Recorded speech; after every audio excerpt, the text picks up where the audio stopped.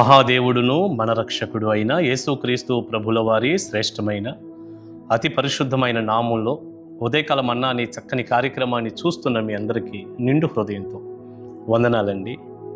దేవుని యొక్క మహాకృప మీ అందరికీ తోడై ఉండును గాక. ఎలా ఉన్నారు? దేవుని కృపలో మీరు, మీ కుటుంబాలు, పిల్లలు అందరూ క్షేమమే కదా? సంతోషంగా ఉండండి. నమ్మదగిన దేవుడు మీకు తోడుగా ఉన్నాడు. పరిశుద్ధ గ్రంథంలో నుంచి ఒక చక్కని వాక్యం ఇలా మనం చదువుకుందాం. దైవజనుడైన పేతురు గారు రాసిన 2వ పత్రిక 2వ అధ్యాయం 6వ వాక్యం. మరియు ఆయన సొదొమ గొమొర్రాలను పట్టణములను భస్మము చేసి ముందుకు భక్తిహీనులగు వారికి వాటిని దృష్టాంతముగా ఉంచుటకై వాటికి నాశనము విధించి దుర్మార్గుల కామ వికారయుక్తమైన నడవడి చేత బహు బాధపడిన నీతిమంతుడగు లోతును తప్పించి. ప్రియులారా, నిన్నటి దినాన లోతును గురించినటువంటి ఒక చక్కని వాక్యం మనం విన్నాం. మరలా తిరిగి మళ్ళీ లోతు గారి జీవితంలో లేక సొదొమ గొమొర్రా పట్టణాల విషయంలో దేవుడు ఎందుకు ఆ కార్యం చేశాడు అన్నటువంటి సంగతులను మరికొన్ని మాటలు ఇలా మనం చూద్దాం. మనం చదువుకున్న వాక్యంలో సొదొమ గొమొర్రాలను పట్టణాలను, సొదొమ గొమొర్రా అనే పట్టణాలను ఆయన భస్మం చేశాడు. అంతేగా మరి ఎందుకు అలా చేశాడు? సొదొమ గొమొర్రా పట్టణాలను ఎందుకు దేవుడు కాల్చివేశాడు? ఎందుకు ఆ ప్రజలకి అంత తీర్పు దేవుని సన్నిధిలో నుంచి వచ్చిందయ్యా అంటే పాపమే దానికి కారణం. ఏ శిక్షకైనా పాపమే కారణం అండి. ఏ భయంకరమైన విపత్తుకి దేవుని యొక్క శిక్షకు కారణం పాపమే. పాపం వలన వచ్చే జీతం మరణమేగా. కనుక అలా విధించాడు అని చెప్పాడు.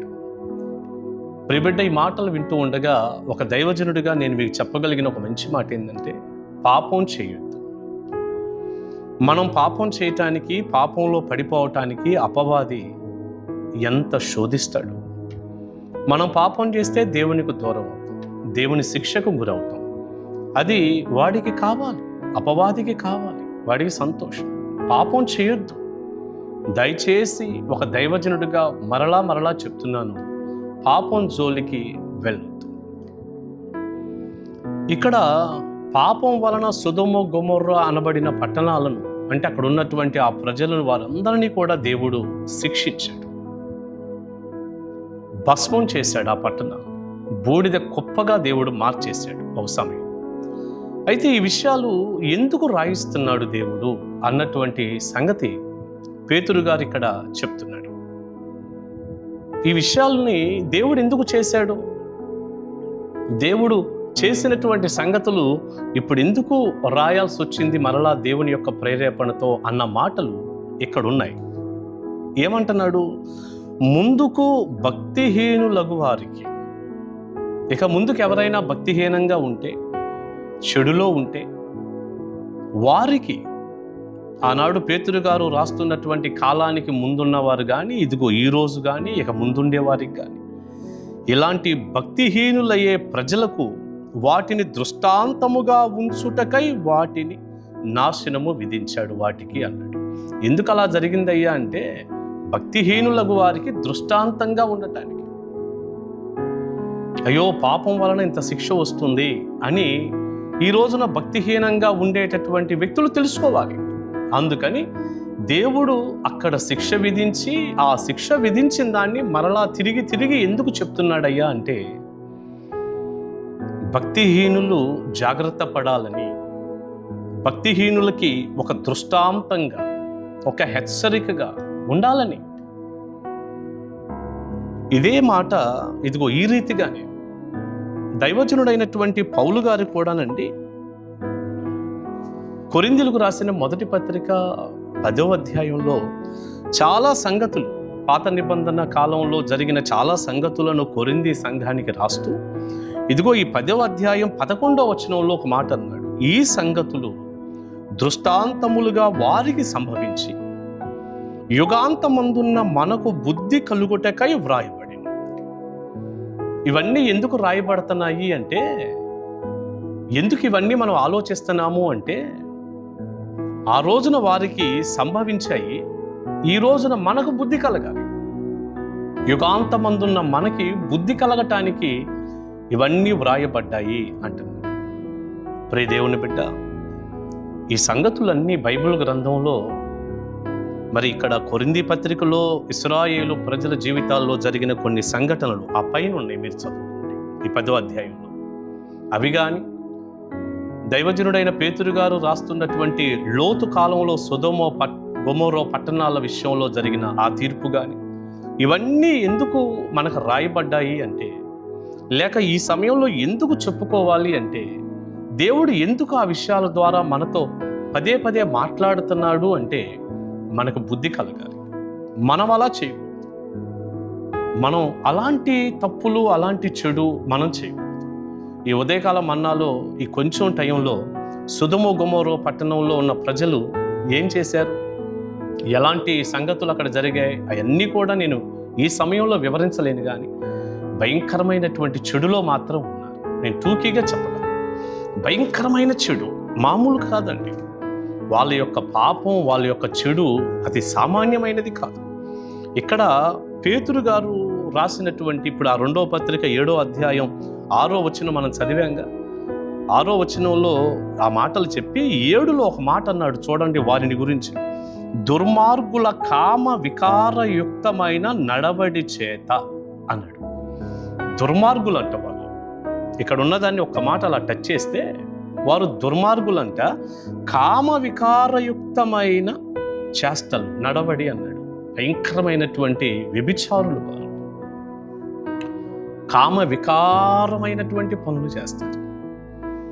ప్రకృతికి వేరుగా, ఒక్క మాటలో చెప్పాలంటే వారు పురుషులతో పురుషులే భయంకరమైనటువంటి ఈ కామ వికారయుక్తమైన వ్యభిచారంలో వాళ్ళందరూ కూడా ఉన్నటువంటి ప్రజలుగా ఉన్నారు. ఆ మాటనే చెప్పాడు. ఆ నడవడి చేత లోతు చాలా బాధపడ్డాడంట.